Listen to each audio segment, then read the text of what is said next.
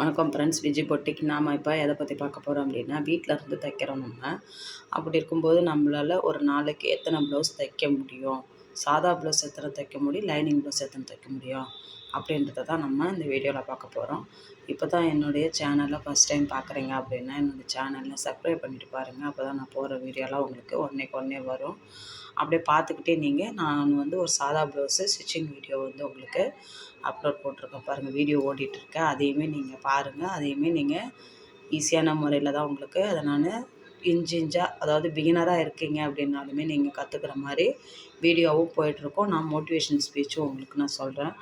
வீட்டில் இருந்து நம்ம தைக்கிறோம் இல்லையா, நம்மளால் என்ன ஒரு நாளைக்கு இவ்வளோ அச்சீவ்மெண்ட் நம்மளால் அடைய முடியும் அப்படின்னா என்ன பண்ணணும் அப்படின்றது தான் நம்ம இப்போ பார்க்கணும்.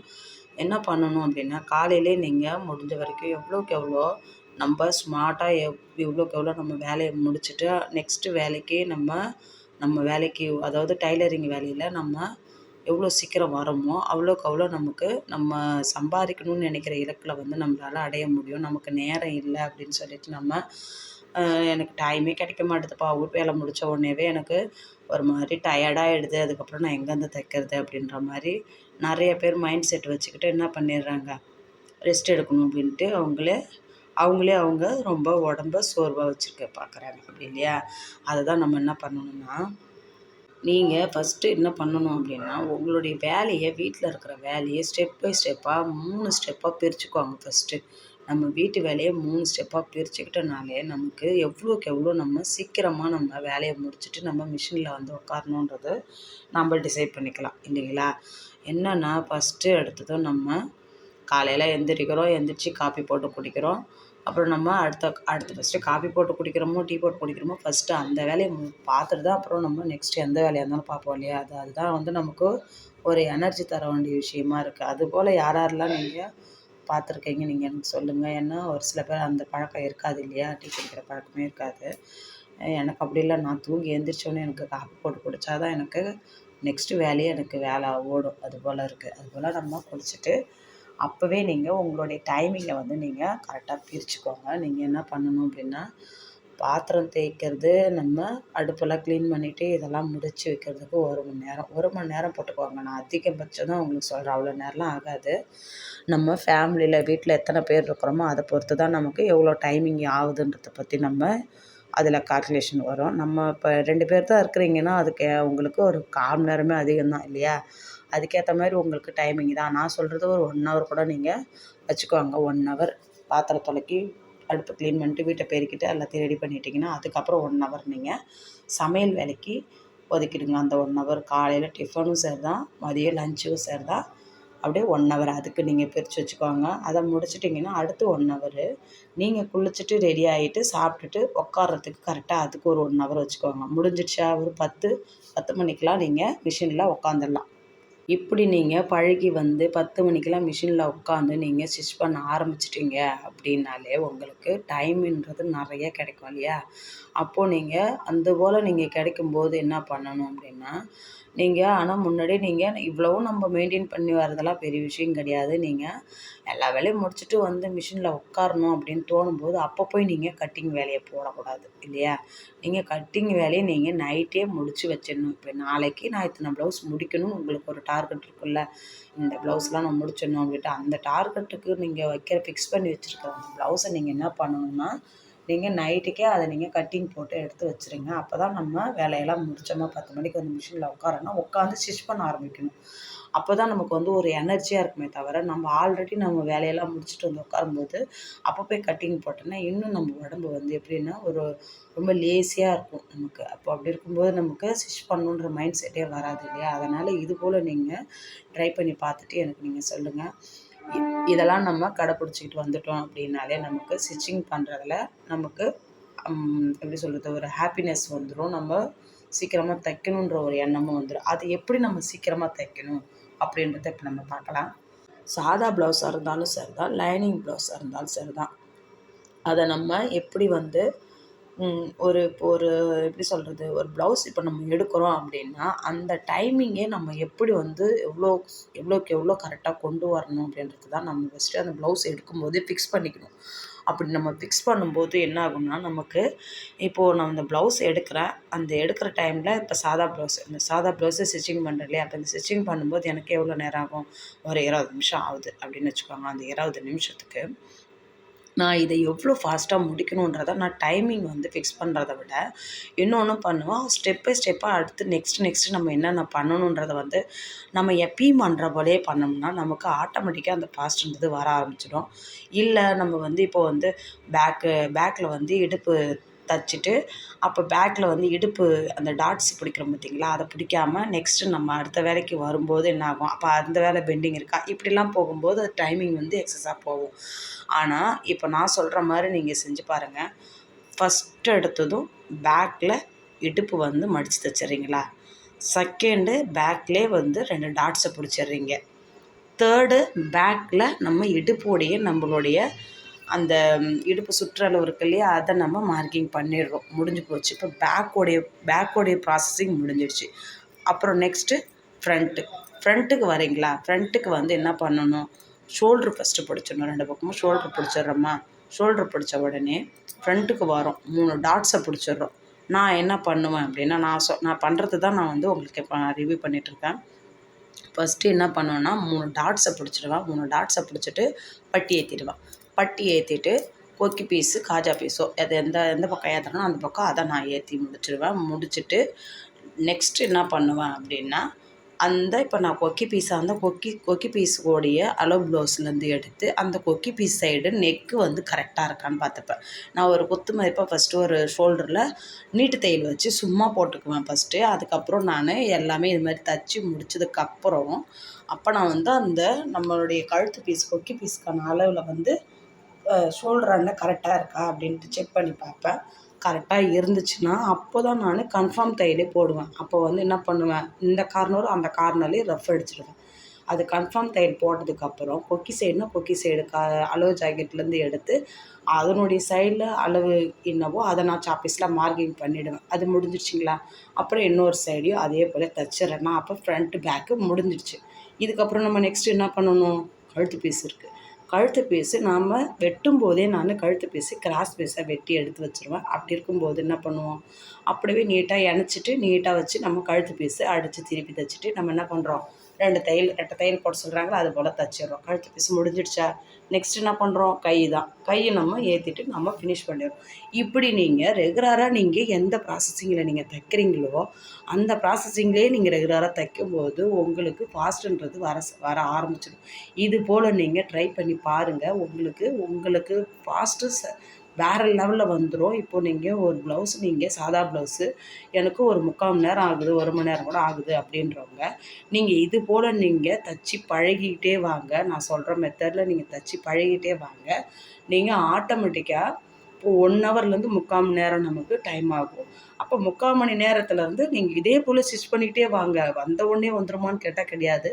அதே போல் நீங்கள் அதே மெத்தடே நீங்கள் மாற்றாமல் அப்படி ஸ்டிச் பண்ணிக்கிட்டே வந்தீங்கன்னா 3/4 மணி நேரம் வந்து 1/2 மணி நேரம் ஆகும். 1/2 மணி நேரம் வந்து 20 நிமிஷம் ஆகும். இப்படி தான் நம்ம வந்து இந்த ப்ளவுஸை நம்ம வந்து ஸ்டிச் பண்ணுறது ஃபாஸ்ட்டாக வரும். புரியுதுங்களா? நம்ம இதையும் பார்த்துக்கணும். இதை நம்ம ஃபாஸ்ட்டாக தைக்கிறோம், நெக்ஸ்ட்டு என்ன பண்ணணும் அப்படின்றத பார்க்கும்போது, இப்போ வந்து நம்ம சாதா ப்ளவுஸு அப்படின்னா நமக்கு ஒரு ப்ளவுஸுக்கு 1/2 ஹவர்னே வச்சுக்கோங்க. நான் இப்போ ஏன்னா பிகினராகவும் இருப்பீங்க இந்த வீடியோ பார்க்குறவங்க, இல்லை நான் ஆல்ரெடி நல்லாவே ஸ்டிச் பண்ணுவேன் அப்படின்றவங்களும் இருப்பீங்க இல்லையா, அதுக்கோசரம் நான் 2 பேருக்குமே ஏற்ற மாதிரியாவே சொல்லிடுறேன். ஒரு சாதா ப்ளவுஸ் இப்போ நீங்கள் ஒரு 1/2 ஹவரில் தைச்சிருவீங்க அப்படின்னா நீங்கள் அதுலேருந்து கணக்கு வச்சுக்கோங்க. நீங்கள் எத்தனை ப்ளவுஸ் வெட்டி வச்சுருக்கீங்க ஸ்டிச் பண்ணுறதுக்கு சாதா ப்ளவுஸு, லைனிங் ப்ளவுஸு எத்தனை வெட்டி வச்சுருக்கீங்கன்றது உங்களுக்கு தெரியும் இல்லையா. இப்போது ஒரு 5 ப்ளவுஸ் நான் இன்றைக்கி ஸ்டிச் பண்ணிடணும் அப்படின்னு உங்களுக்கு ஒரு டார்கெட் வச்சுருக்கும்போது நீங்கள் என்ன பண்ணணும் அப்படின்னா, அந்த 5 ப்ளவுஸை நான் இவ்வளோ டைமில் நான் முடிச்சிடுவேன் அப்படின்னு உங்களுக்குள்ளாரே நீங்கள் டைமிங்கை ஃபிக்ஸ் பண்ணிவிடுங்க. இது சாதா ப்ளவுஸ்க்கு எனக்கு இவ்வளோ நேரம் ஆகும், லைனிங் ப்ளவுஸ்க்கு எனக்கு இவ்வளோ நேரம் ஆகும், நான் இதுக்குள்ளார நான் முடிச்சிடுவேன் அப்படின்ட்டு நீங்கள் அந்த ப்ளவுஸை முடிச்சிட்டிங்க அப்படின்னா எப்படி சொல்கிறது, ஒரு 4 மணிக்குள்ளார நீங்கள் சொல்கிற டார்கெட்டை முடிச்சிட்டிங்க அப்படின்னாலே போதும். அதுக்கப்புறம் நீங்கள் மீதி இருக்கிற டைமிங்கில் இன்னும் நீங்கள் 2 ப்ளவுஸ் எக்ஸ்ட்ரா எடுத்து வெட்டி தைக்க ஆரம்பிக்கலாம். புரியுதுங்களா? 4 மணி தானே இருக்குது, இன்னும் நமக்கு எவ்வளோ டைம் இருக்குது. இன்னும் ஒரு 2 ப்ளவுஸ் கூட நீங்கள் வெட்டி தைக்க ஆரம்பிக்கலாம். இது சொல்லிட்டேன். இன்னொன்று வந்து உங்களுக்கு நான் சொல்ல வேண்டிய ரொம்ப ரொம்ப முக்கியமான விஷயம் இதில் என்னன்னா, இப்போ வந்து நான் சாதா ப்ளவுஸு எப்படி நான் ஸ்டிச் பண்ணுவேன்றது உங்களுக்கு நான் சொன்னேன் இல்லைங்களா? அதே மெத்தேடில் தான் நம்ம லைனிங் ப்ளவுஸுமே ஸ்டிச் பண்ணுவோம். அதுலேருந்து நமக்கு ஒரே ஒரு வித்தியாசம் என்ன அப்படின்னாக்கா, நமக்கு வந்து என்னென்னா, நம்ம லைனிங்கை ஜாயின் பண்ண போகிறோம் இல்லைங்களா? அவ்வளோதானே, வேறு ஒன்றும் இல்லை. இப்போ வந்து அதுலேருந்து நம்ம எப்படி நமக்கு அதுக்கு மட்டும் டைம் கொஞ்சம். இப்போ அதுக்கு நமக்கு ஒரு 3/4 மணி நேரம் ஆகுது சாதா ப்ளவுஸ்க்கு உங்களுக்கு அப்படின்னா, நீங்கள் என்ன பண்ணணும், அப்போ லைனிங் ப்ளவுஸ்க்கு உங்களுக்கு ஒரு 1 மணி நேரமோ, இல்லை 1 1/4 மணி நேரமோ, 1 1/2 மணி நேரமோ கூட ஆகும். நீங்கள் இந்த டைமிங்கில் தைக்கிறீங்க அப்படின்னாலே, சாதா ப்ளவுஸு 3/4 மணி நேரம், 1/2 மணி நேரத்துக்கு மேலே நீங்கள் தைக்கிறீங்கனாலே, உங்களுக்கு லைனிங் ப்ளவுஸு 1 ஹவர் இல்லை 1 1/4 மணி நேரம் உங்களுக்கு சாலிடாக உங்களுக்கு அந்த டைம் ஆகும். அதனால் நீங்கள் என்ன பண்ணணும், இதை வந்து நம்ம லைனிங் ப்ளவுஸை எப்படி நம்ம சீக்கிரமாக நம்ம ஸ்டிச் பண்ணணும் அப்படின்றத தான் இப்போ நம்ம பார்க்க போகிறோம். என்ன பண்ணணும் அப்படின்னா, உங்களுக்கு தெரியும் இல்லையா, இந்த ப்ளவுஸுக்கு நம்ம லேஸ் வச்சு ஸ்டிச் பண்ணணுமா, இல்லை நெக் பீஸ் வச்சு ஸ்டிச் பண்ணணுமான்றதை நீங்கள் டிசைட் பண்ணிப்பீங்க. உங்களுக்கு தெரியும் இவங்க அப்படி தான் போடுவாங்க, இல்லை எம்மிங் கேட்பாங்க அப்படின்றது உங்களுக்கு தெரிஞ்சிடும். அதுக்கேற்ற மாதிரி நீங்கள் பிளானை சேஞ்ச் பண்ணுங்கள். இப்போ வந்து அதில் வந்து ஒரு 3 விதமாக பிரியும். நம்ம இப்போ சொல்கிற அந்த லைனிங் ப்ளவுஸ் ஸ்டிச் பண்ணுறதுலேயே 3 விதமாக பிரியும். என்னென்னா, ஃபஸ்ட்டு வந்து என்னென்னா, எம்மிங் பண்ணுறவங்க அப்படி வருதுனாலே அவங்களுக்கு நீங்கள் என்ன பண்ணணும், ஃபஸ்ட்டு என்ன பண்ணணும், நம்ம மிஷினில் நம்ம எடுத்து ஸ்டார்ட் பண்ண போகும்போது என்ன பண்ணணும்னா, நீட்டு தையலாக வச்சுருங்க. இப்போ நான் வச்சுருக்கிற மாதிரி ஒயிட் மிஷின் வச்சுருக்கீங்க அப்படின்னா, நீங்கள் அந்த மிஷினில் 4 நம்பர் 4ன்ற நம்பருக்கு வந்து அந்த தையலை வந்து பெருசாக வச்சுட்டு, பேக் பீஸு, ஃப்ரண்ட்டு பீஸு, கை பீஸு, பட்டி பீஸு, நீங்கள் பட்டி பீஸு வந்து ஜாயின் பண்ணிவிட்டு, அதாவது 2த்தையுமே பிசுறு இல்லாமல் அடிச்சுட்டு அது போல் ஜாயின் பண்ணுவீங்கன்னாலும் பார்த்துக்கோங்க. இல்லை உங்கள் ஸ்டைல் வேறு மாதிரி இருக்கலாம். அதுபோல் நீங்கள் ஃபஸ்ட்டு என்ன பண்ணுறீங்கன்னா, மெயின் பீஸையும் லைனிங் பீஸையும் ஃபஸ்ட்டு நீட்டு தையலாக வச்சு ஜாயின் பண்ணிவிடுங்க. வேகமாக வச்சு நீங்கள் அதை தச்சிடும் போதே ஃப்ரண்ட்டு பீஸில் நம்ம டாட்ஸ் பிடிக்கிறதுக்கு முன்னாடி கிராஸாக ஒரு தையல் ஒன்று போட்டுடுங்க.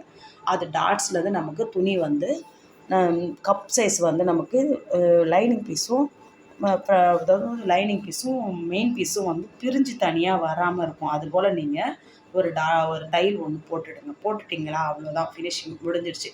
இப்போ நம்ம என்ன பண்ணணும், அந்த ப்ராசஸிங் ஃபஸ்ட்டு முடிஞ்சிச்சுன்னா, செகண்ட் ப்ராசஸிங் நீங்கள் என்ன பண்ணணும் அப்படின்னா, தையலை வந்து இப்போ நீங்கள் நார்மலாக என்ன தையல் தைப்பீங்களோ அதில் வந்து நீங்கள் சிறுசாக வச்சுக்கோங்க. சிறுசாக வச்சுட்டிங்கன்னா, அதுக்கப்புறம் நீங்கள் சாதா ப்ளவுஸ் எப்படி ஸ்டிச் பண்ணுவீங்களோ அதே போல் ஸ்டிச் பண்ணிவிட்டு எம்மிங் பண்ணுறது எம்மிங் பண்ணிவிடுங்க. இது ஃபஸ்ட்டு. செகண்டு என்ன பண்ணணும், அதே தான் மெத்தடு. இது வந்து என்னென்னா, இப்போ வந்து கழுத்துக்கு வந்து 2 தையலாக போட சொல்கிறாங்க, 2 தையல் வருது பார்த்தீங்களா, அது போட சொல்கிறாங்கன்னா, நீங்கள் இப்போ ஃபஸ்ட்டு சொன்ன ப்ராசஸிங்லே தான் வரும். அதில் நீங்கள் எம்மிங்ன்றதுனால ஒரு தையல் மட்டும்தான் போடுவீங்க. ஆனால் இப்போ வந்து இது நீங்கள் 2 தையல் போடணுன்றதுனால என்ன பண்ணுவீங்கன்னா, அப்படியே அப்படியே அப்படியே என்ன சொல்கிறது, அப்படியே மடித்து நீங்கள் 2 தையல் போட்டுடுவீங்க. இவ்வளோ தான். அதுக்கான ப்ராசஸிங்குமே நான் ஃபஸ்ட்டு சொன்ன ப்ராசஸிங் தான் செகண்டுக்குமே வரும். தேர்டுக்கு எப்படி வரும் அப்படின்னா, நான் சொல்கிற என்ன தேர்டு மாதிரி நீங்கள் உங்களுக்கு அது போல் வருது, இல்லை வந்து இவங்க வந்து எனக்கு தையலும் இருந்தாலும் ஓகே தான், இல்லை நீங்கள் வந்து எம்மிங் பண்ணாலும் ஓகே தான், இல்லை நீங்கள் என்ன எப்படி வச்சு தைச்சாலும் ஓகே தான், எனக்கு ப்ளவுஸ் கரெக்டாக இருந்தால் போதும் அப்படின்ற மாதிரி கேட்டகரியிலையும் நிறைய பேர் இருப்பாங்க. அது போல் இருக்கிறவங்க உங்களுக்கு தெரியும் இல்லையா, அவங்க வந்து ஒரு 4 ப்ளவுஸ் கொடுத்துருக்கலாம், 3 ப்ளவுஸ் கொடுத்துருக்கலாம், 2 ப்ளவுஸ் கொடுத்துருக்கலாம், 1 கூட கொடுத்துருக்கலாம். அந்த மாதிரி இருக்கும்போது நீங்கள் என்ன பண்ணணும் அப்படின்னா, நீங்கள் நான் ஃபஸ்ட்டு சொன்னேன் பார்த்தீங்களா, அந்த மெத்தடில் நீங்கள் ஸ்டிச் பண்ண ஆரம்பிக்கக்கூடாது. இதுக்கு எப்படி நீங்கள் செய்யணுன்னா, நம்ம ஃபஸ்ட்டு நான் எப்பயுமே வந்து செய்கிறது வந்து பார்க்க போனால், எந்த ப்ளவுஸ் தைச்சாலுமே பேக் பீஸ் தான் எடுப்பேன் நான். ஃபஸ்ட்டு பேக் பீஸ் எடுப்பேன். பேக் பீஸ் நீங்கள் எடுக்கும்போது என்ன பண்ணணும்னா, நெக் பீஸை ஃபஸ்ட்டு வச்சு நம்ம அடித்து திருப்புற மாதிரி வச்சு தைச்சிக்கணும். அப்போ அடித்து திருப்புற மாதிரி வச்சு தைக்கும்போது ஒரு சிலர் என்ன சொல்லுவாங்க, இதனால தான் வந்து அடித்து திருப்புற மாதிரி தைக்காத நிறைய பேர் வந்து விரும்ப மாட்டாங்க. எதனால், நம்ம அடித்து அப்படியே திருப்பி தைக்கும்போது நம்ம இப்போ வந்து ரவுண்ட் நெக்கோ இல்லை டைமண்ட் நெக்கோ இல்லை நெக்லஸ் கழுத்து இது மாதிரி நம்ம மாற்றி வைக்கும்போது என்ன ஆகும்னா, நம்ம வேர் பண்ணிகிட்டு இருக்கும்போது அந்த கார்னர்லாம் வந்து தையல் வந்து விடுற மாதிரி கிழிஞ்சிக்கிட்டு வந்துடும். அதனால தான் அது விரும்ப மாட்டாங்க. அதுக்கு தான் நம்ம என்ன பண்ண போகிறோம் அப்படின்னா, எக்ஸஸாக நம்ம பீஸ் வந்து என்ன பண்ணிடணும், அந்த நெக் சைடில் மட்டும், அதாவது ஃப்ரண்ட் நெக்கும் பேக் நெக்கும் அந்த சைடில் மட்டும் எக்ஸஸாக பீஸ் எடுத்து நீங்கள் அந்த நெக்கில் வந்து வச்சுட்டு நீங்கள் தச்சுட்டு அடித்து திருப்பி தைச்சிட்டிங்கன்னா, உள்ளார வந்து அந்த பிசுறு துணி வந்து இப்போ எக்ஸஸாக வச்சிங்களா அந்த துணி வந்து உள்ளார போயிடும். நம்ம அக்கட் பண்ணி விட்டுட்டு நீங்கள் தைச்சிடுங்க. அதுபோல் நீங்கள் தைக்கும்போது என்ன ஆகும்னா, உங்களுக்கு நெக்குமே வந்து நல்லா வந்து ஸ்டெப்பாகவும் இருக்கும். நீங்கள் நினச்ச மாதிரி தைக்கிறதுக்கும் டைமிங் வந்து ரொம்ப ரொம்ப சீக்கிரமாக வேலை முடியும். இது போல நீங்கள் ட்ரை பண்ணி பாருங்கள். இது மாதிரி நான் சொன்ன டிப்ஸ்லாம் நீங்கள் ட்ரை பண்ணி நீங்கள் ஸ்டிச் பண்ணும்போது இதை நீங்கள் கண்டினியூவாக நம்ம சொன்ன ஸ்டெப் பை ஸ்டெப்பாக சொன்ன மெத்தட்லாம் நீங்கள் ட்ரை பண்ணி தைக்கும்போது கண்டினியூவாக இதே ஸ்டெப்லேயே நீங்கள் தைச்சிக்கிட்டே வரீங்க அப்படின்னா ஒரு நாளைக்கு நீங்கள் கண்டிப்பாக 10 ப்ளவுஸ்லேருந்து 15 ப்ளவுஸ் வரைக்கும் நீங்கள் உங்களால் கண்டிப்பாக தைக்க முடியும். இது போல் நீங்கள் ட்ரை பண்ணி பாருங்கள். ஏன்னா நம்ம வந்து எடுத்த உடனே நம்ம நினச்ச இலக்கை அடைய முடியும் அப்படின்னு நினச்சா கண்டிப்பாக முடியாது. நம்ம முயற்சி எடுத்துக்கிட்டே தான் இருக்கணும். நம்ம முயற்சி எடுக்கிறத வந்து நம்ம என்றைக்குமே நிறுத்தவே கூடாது. முயற்சி எடுத்துக்கிட்டே இருக்கணும். நம்ம நினைக்கிற இலக்கை போய் தொடுற வரைக்கும் முயற்சியை மட்டும் என்றைக்குமே கைவிடவே கூடாது. இன்றைக்கி நம்மளால் முடியல, பரவாயில்ல போ அப்படின்ட்டு விட்டுறக்கூடாது. இன்றைக்கி முடியல, நாளைக்கு முடியும், நாளான்னைக்கு முடியும் அப்படின்ட்டு நம்ம முயற்சி எடுத்துக்கிட்டே இருக்கணும். நம்ம இது போல் முயற்சி எடுத்துக்கிட்டே இருக்க தான் நம்ம நினச்ச இலக்கை அடையிறதுக்கு ரொம்ப ரொம்ப நிறைய வாய்ப்பு இருக்குது. இது போல் நீங்களும் ட்ரை பண்ணி பாருங்கள். இந்த வீடியோவில் உங்களுக்கு எதனா டவுட் இருக்குது, இல்லை எனக்கு இன்னமும் வந்து இந்த சில விஷயம்லாம் எனக்கு டவுட்லாம் இருக்குது அப்படின்ற மாதிரி இருந்தாலுமே சரி தான், நீங்கள் எனக்கு கமெண்ட் பண்ணுங்கள். நான் உங்களுக்கு அதுக்கு தனியாக ஒரு வீடியோ எடுத்து உங்களுக்கு இன்னும் ஈஸியாக உங்களுக்கு ஸ்டெப் பை ஸ்டெப்பாக எப்படி நான் உங்களுக்கு இதுலேருந்து நீங்கள் சீக்கிரம் கற்றுக்கணும் அப்படின்றதெல்லாம் நான் உங்களுக்கு தனியாக ஒரு வீடியோ எடுத்து போடுறேன். இந்த வீடியோ உங்களுக்கு பயனுள்ளதாக இருந்ததான்னு எனக்கு நீங்கள் கமெண்ட் பண்ணுங்கள், நான் தெரிஞ்சுக்கிறேன். ஏன்னா இப்போ வந்து நம்ம வந்து தைக்கணுன்ற ஒரு மைண்ட் செட் இருந்தாலுமே நமக்கு தைக்கிறதுக்கு அந்த ஒரு ஊன்றுகோலாக நமக்கு வந்து நம்மளை தூக்கி உட்கார வச்சு நம்ம தைக்கணும் அப்படின்னு நினைக்கிற அந்த எண்ணன்றது வந்து நமக்கு வருமானு கேட்டால் வராது இல்லையா? அப்போ நம்ம என்ன பண்ணணும், அதுக்கேற்ற மாதிரி நம்ம இன்றைக்கி காலையில் நீங்கள் ஃபிக்ஸ் பண்ணிக்கணும். நம்ம இன்றைக்கி செஞ்சே ஆகணும், இன்றைக்கி நம்ம இதை தச்சே ஆகணும் அப்படின்ட்டு நீங்கள் உங்கள் மனசை வந்து ஒரு கட்டுப்பாடோடு இருந்து இன்றைக்கி நம்ம ஸ்டிச் பண்ணி நீங்கள் அதை செய்யும்போது அதை நீங்கள் முடிச்சுட்டு அந்த மிஷின்லேருந்து எந்திரிக்கும் போது வரும் பாருங்க உங்களுக்கு ஒரு சந்தோஷம். நாம் இன்றைக்கி இவ்வளோ சம்பாரிச்சிட்டோம் அப்படின்ட்டு அதுக்கு நிகராக வேறு எதுவுமே கிடையாது. அதனால் என்றைக்குமே வந்து நம்மளால் முடியாதுன்ற எண்ணம் மட்டும் நீங்கள் மைண்ட் செட் வச்சுக்காதீங்க. அதாவது நம்ம இந்த தையல் தொழிலில் இருக்கிற ஃபீல்டில் இருக்கிறவங்க மட்டும் கிடையாது, பெண்களால் முடியாது வேறு எதுவுமே கிடையாது. அதாவது நம்ம வந்து இன்றைக்கி என்ன சொல்கிறது, ஏரோப்ளேனை கூட ஓட்ட ஆரம்பிச்சிட்டோம் லேடிஸ் வந்து. அந்த அளவுக்கு நம்ம பெண்கள் வந்து இன்றைக்கி முன்னேறி போய்கிட்டே தான் இருக்கோம். அப்போ அதுக்கேற்ற மாதிரி நம்மளால் முடியாது அப்படின்ட்டு நம்ம சோர்ந்து போய் உட்காரவே கூடாது. அதுக்கேற்ற மாதிரி நம்ம என்ன பண்ணணுன்றதை மட்டும் நீங்கள் யோசித்து, துணி தைக்கிறது வரலன்னா வேறு ஃபீல்டு இருக்குது உங்களுக்கு, எனக்கு இது வரல, எனக்கு இந்த வீடியோ பார்க்குறவங்க நீங்கள் எனக்கு சொல்லுங்கள், எனக்கு இது வராது வேறு என்ன பண்ணலான்னு கூட எனக்கு கேளுங்க. நான் உங்களுக்கு அதுக்கான ஐடியா சொல்கிறேன். இந்த வீடியோ பிடிச்சிருந்தா லைக் பண்ணுங்கள். இது வரைக்கும் ஸ்கிப் பண்ணாமல் பார்த்ததுக்கு நன்றி. Bye friends.